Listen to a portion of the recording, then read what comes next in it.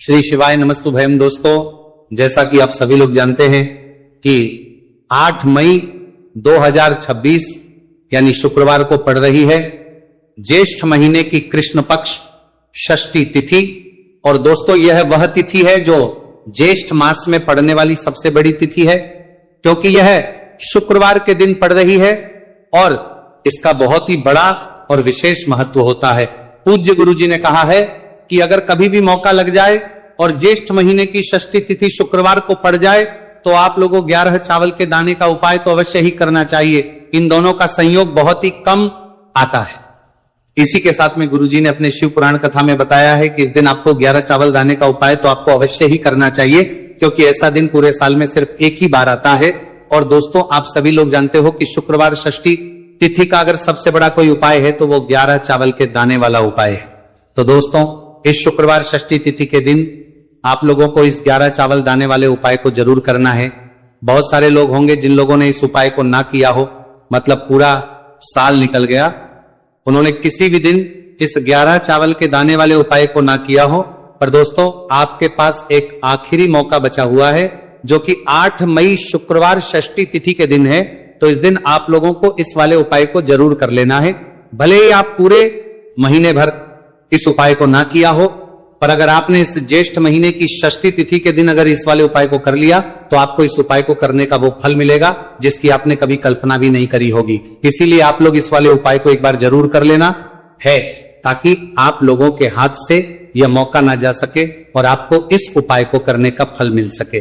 दोस्तों, यह उपाय पंडित जी ने अपनी अभी की ही श्री शिव महापुराण की कथा में बताया है। जी, इस उपाय को आज हम आपको बहुत अच्छे से समझाने वाले हैं।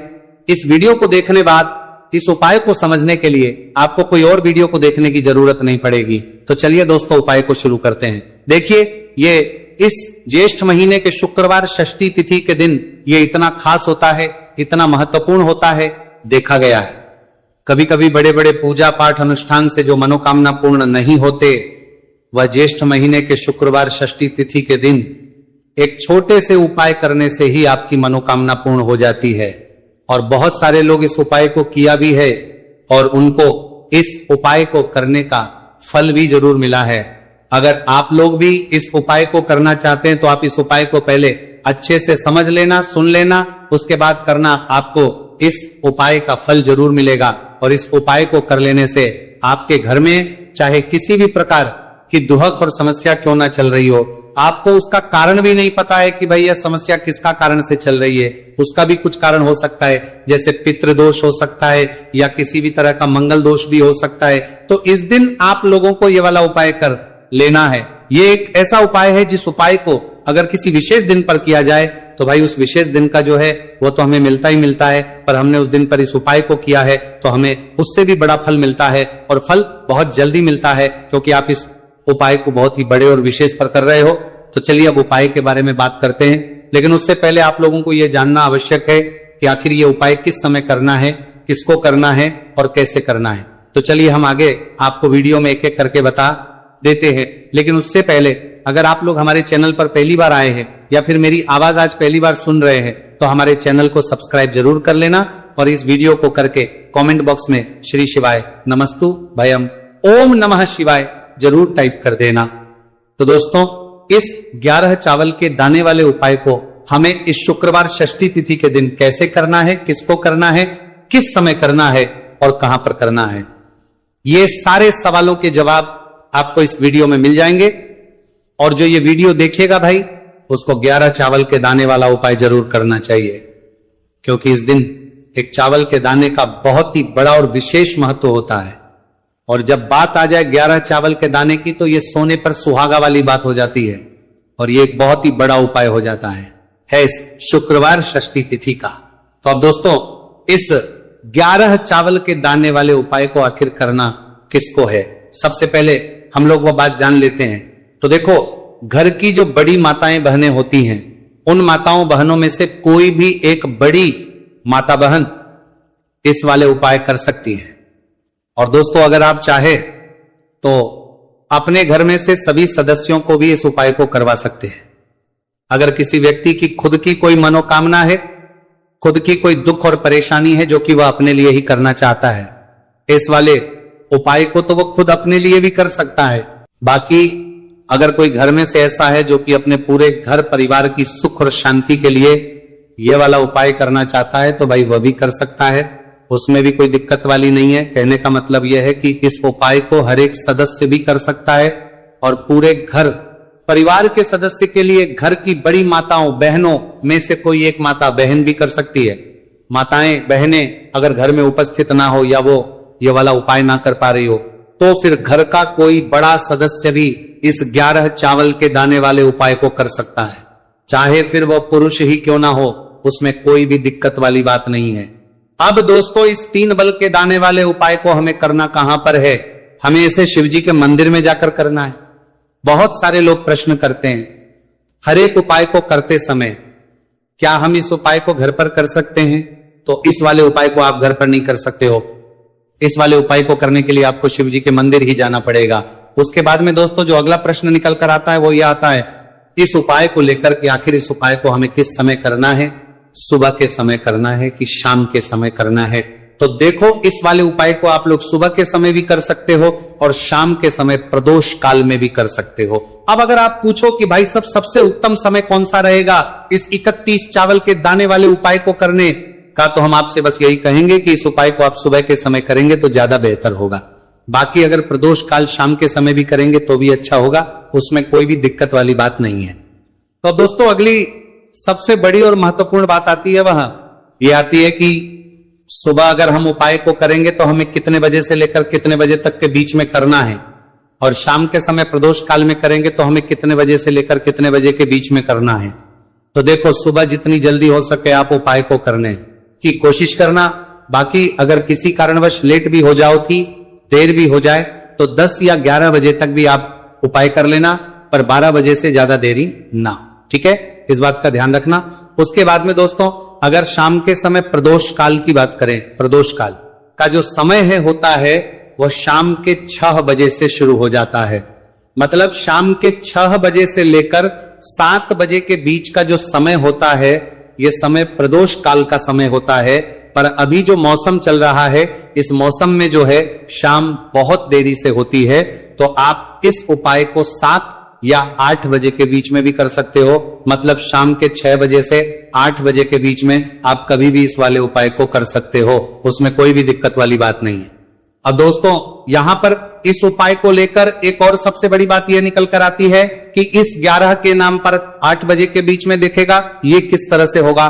चावल के दानों को हमें लेना कहां से होता है और हमें इस उपाय को करने के साथ में क्या और कुछ भी सामग्री ऐसी होती है जो शिव जी के मंदिर लेकर जानी पड़ रहती है। तो देखो यहां पर हम आपको बता दें, सबसे पहले आप लोग ये जान लो कि ये जो 3 चावल के दाने वाला उपाय है, सिर्फ और सिर्फ आप उपाय की सामग्री लेकर कभी भी शिव जी के मंदिर मत जाना, क्योंकि हमें भगवान के सामने ये नहीं दर्शा है कि अगर हम भगवान शिव जी के मंदिर आए हैं तो अपने फायदे के लिए आए हैं। तो इसलिए जो भी पूजन सामग्री है, उपाय सामग्री है 11 चावल के दाने, इसके साथ में आपको पूजन सामग्री भी जरूर लेकर जाना है। देखो अगर सुबह के समय उपाय कर रहे हो तो सीधी सी बात है, 1 लोटा जल तो आप लेकर जाओगे ही जाओगे। वही 1 लोटा जल अगर मिट्टी का जल हो तो बहुत अच्छा रहेगा। मिट्टी का जल कैसे बना आता है इसके लिए हमने पहले से बहुत सारी वीडियोस बना दी है आपके पास। इस दिन एक आखिरी मौका रहेगा, मिट्टी का जल शिव जी पर चढ़ने का और उपाय को करने का बहुत बड़ा आपको इस दिन फल मिलेगा। तो इसीलिए इस दिन हो सके तो भाई मिट्टी का जल चढ़ाना, तो अपने साथ में कम से कम 1 लोटा जल तो आपको लेकर जाना ही जाना है। अगर मिट्टी का जल नहीं है तो घर का जल भी आप इस्तेमाल कर सकते हो। इसके अलावा जो भी पूजन सामग्री है, देखो 11 के दाने ये अलग आपके रहेंगे और जो आपकी पूजन सामग्री रहेगी वो अलग रहेगी। पूजन सामग्री में आप जो भी चीज लेकर जाना चाहे वो लेकर जा सकते हैं, एक बेलपत्र भी लेकर जा सकते हैं, उसमें कोई भी दिक्कत वाली बात नहीं है। वहीं अगर हम बात करें शाम के समय की, तो शाम के समय शिवजी पर जल नहीं चढ़ता है, इसीलिए शाम के समय आप लोग एक दीपक तैयार कर लें जो कि गोल तीखा आटे का शुद्ध देसी गाय का घी का होगा, है ना। इस बात का आप लोगों को ध्यान करना है और इस दीपक को आपको घर से जलाकर नहीं लेकर जाना है, भगवान शिवजी के मंदिर में जाकर ही जलाना है। इस बात का भी आप लोगों को ध्यान रखना है।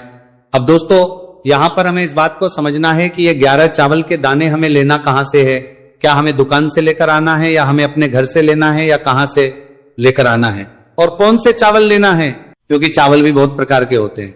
तो देखो, इन सभी सवालों के जवाब आप लोग एक बात में सुन लो कि भाई जो उपाय है, इस उपाय में आपको ये नहीं देखना है कि भाई कौन से चावल है कौन से चावल नहीं है। बस जो भी चावल ले रहे हो वो चावल का दाना सबूत होना चाहिए, मतलब साबुत होना चाहिए, टूटा हुआ नहीं होना चाहिए, कटा पीटा नहीं होना चाहिए। ये बात आपको ध्यान रखना है।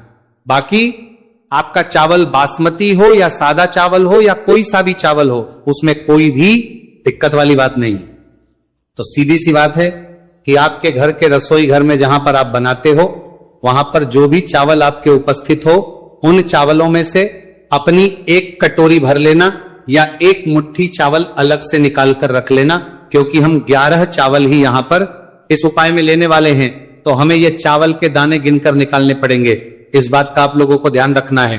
तो अपने उस चावल की कटोरी में से या चावल में से 11 ऐसे चावल के दाने आप लोग निकाल लो जो कि टूटे हुए ना हो, कटे पीटे ना हो, कोई दाग ना लगा हुआ हो, है ना। अच्छे साबुत चावल के दाने 31 दाने आप लोग निकाल कर रख लो और इन्हें किसी भी एक कागज की पड़िया में या किसी एक छोटी सी कटोरी में आप लोग रख लो, ताकि यह सुरक्षित रहे, आपके एक भी चावल का दाना इधर उधर ना हो और आपका उपाय भी पूरा अच्छे से हो जाए।